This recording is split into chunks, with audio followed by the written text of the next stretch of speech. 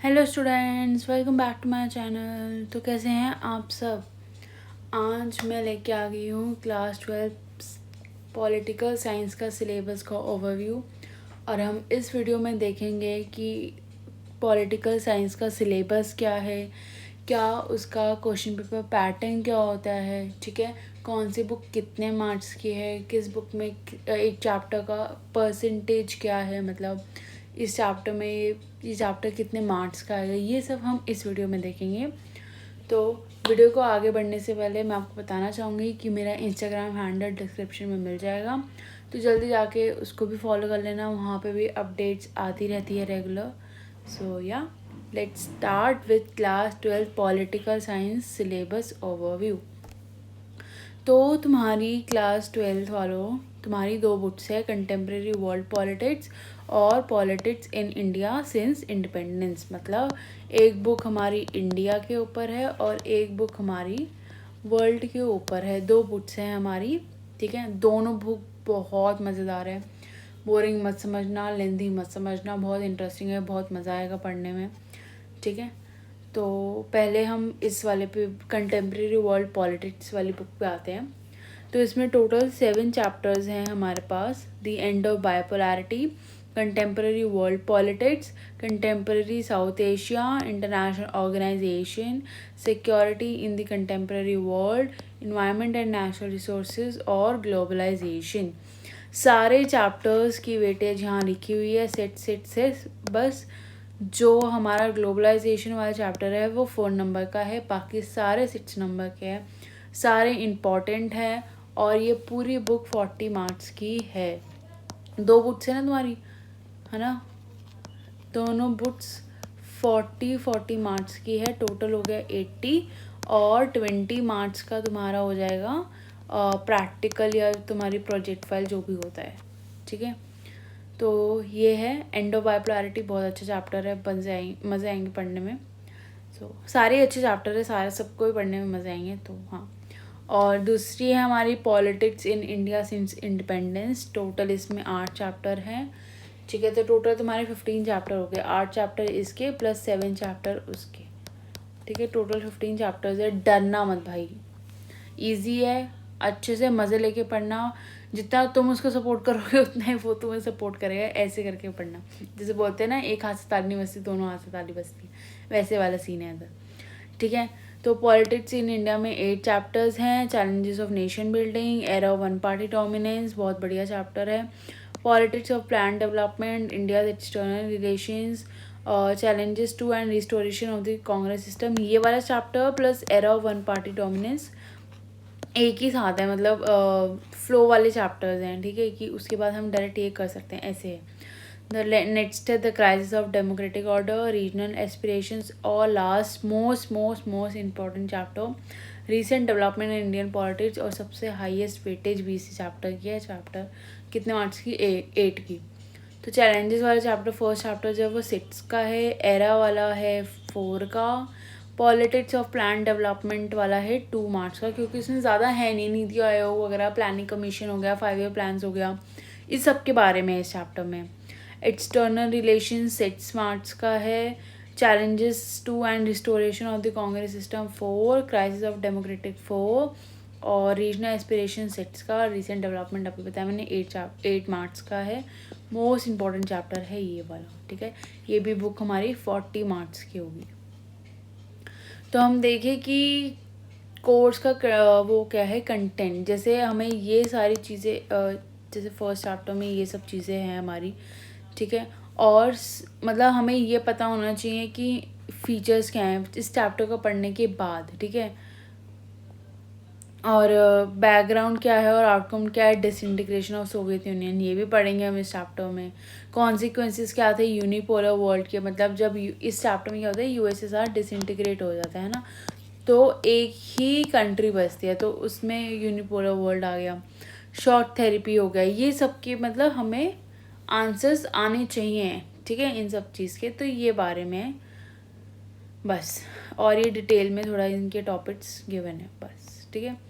Competencies की बात करें, सबसे इम्पॉर्टेंट कि हमें मतलब मार्क्स हमें किस हिसाब से मिलते हैं, है ना। नॉलेज और remembering, exhibit memory of previously learn material by recalling facts, terms और बेसिक कॉन्सेप्ट्स हमें पता होने चाहिए। हमारी नॉलेज कितनी है, हम कितना याद कर पा रहे हैं, हम कितने अपने फैक्ट्स को रिकॉल कर पा रहे हैं, प्लस हम उसको आंसर्स में कैसे अपना लिख पा रहे हैं। सेकंड होता है understanding of facts and ideas by organising, comparing, explaining, describing और स्टेटिंग मेन आइडियाज़। मतलब एग्जाम्पल्स देना, कितना तुम समझे उस चैप्टर को, प्लस समझे तो समझे, और प्लस उसको आंसर्स में अपना कितना तुम दिखा रहे हो कि हाँ हमने इसको रट्टा ना मार के हम समझ के कर रहे हैं। कैसे तुम अपनी लैंग्वेज में लिख रहे हो, कैसे तुम उसको डिस्क्राइब कर रहे हो, कैसे तुम उसके एग्जांपल्स दे रहे हो, ये सब चीज़ें।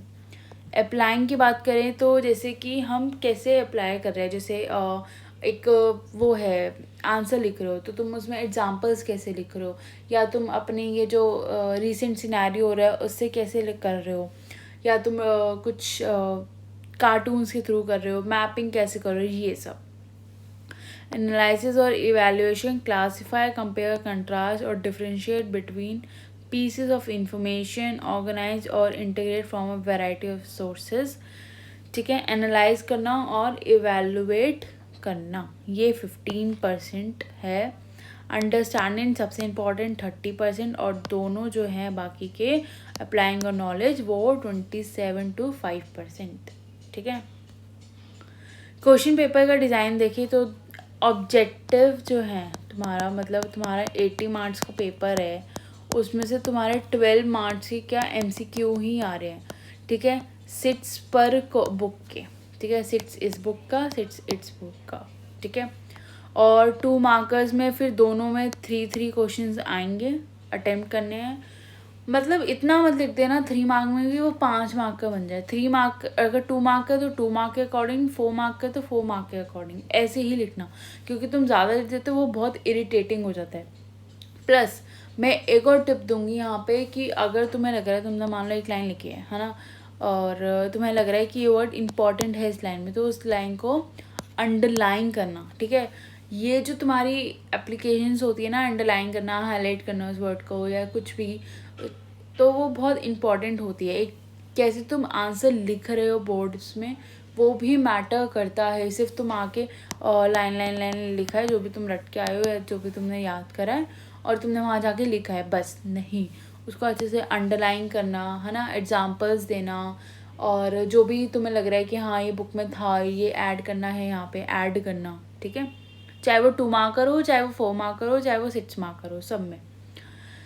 फिर 4 मार्कर्स में कंटेम्प्रेरी वर्ल्ड पॉलिटिक्स से 3 क्वेश्चंस आएंगे, और politics in India since independence से 2 क्वेश्चंस आएंगे।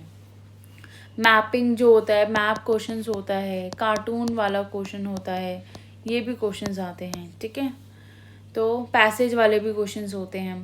कंटेम्प्रेरी से 1 और politics in India since independence से 2 क्वेश्चंस, और लॉन्ग में दोनों से 2 क्वेश्चन आएंगे, 6 मार्कर।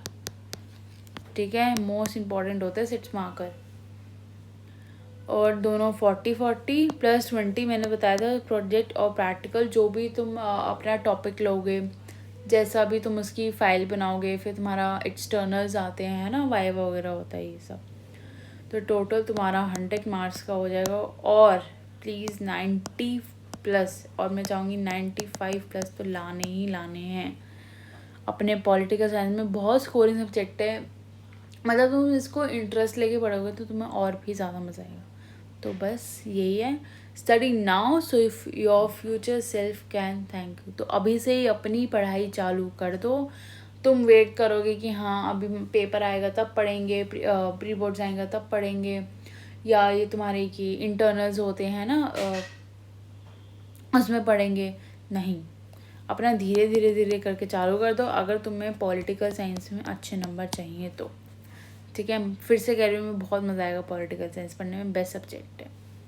सो या thank you for watching this video. अगर आपको ये वीडियो हेल्पफुल लगी हो तो प्लीज़ इस वीडियो को लाइक कर देना, शेयर कर देना अपने फ्रेंड्स के साथ, और मेरे यूट्यूब चैनल को सब्सक्राइब कर देना। बहुत ज़्यादा मेहनत लगती है इसको बनाने में, प्रेजेंटेशंस बनाने में, वीडियो बनाने में। ठीक है, तो प्लीज़ उस मेहनत का फल दे दो। और सो या thank you for loving, tata bye.